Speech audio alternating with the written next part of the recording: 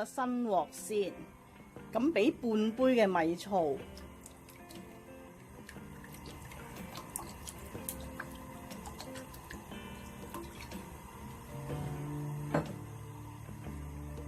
一樽蓋嘅洗潔精，煮熱咗之後咧，就靜置佢幾分鐘，然後反覆洗返乾淨。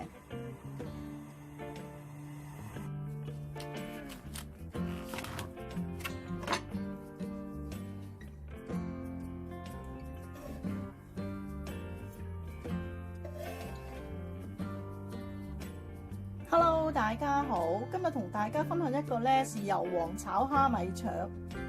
我呢度咧有蝦米腸粉1份，有啲葱，咁一陣咧會開個豉油汁嘅。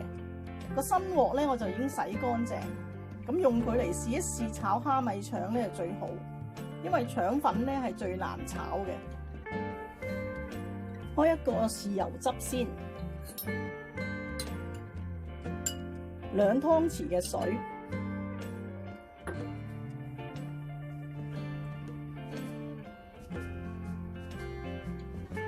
，1個湯匙嘅生抽。如果腸粉多咧，生抽嘅份量略為增加。1個茶匙嘅老抽，1個茶匙嘅糖。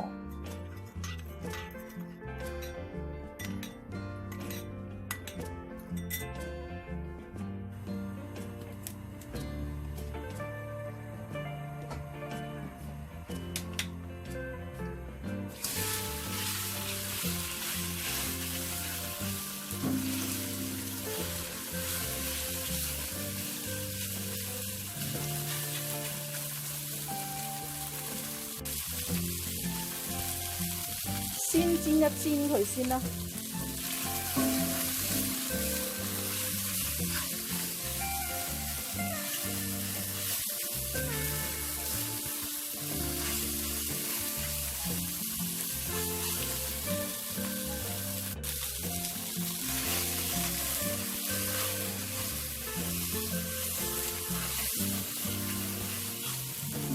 呢個鑊咧都幾好用。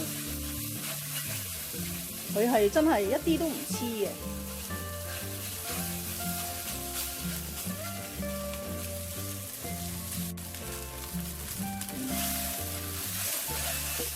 煎到佢兩面都微黃嘅時候咧，我哋可以落埋我哋嗰個豉油汁落去，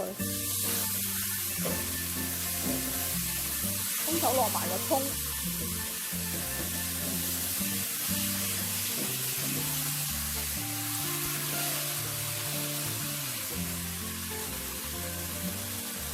咁就可以上碟㗎喇。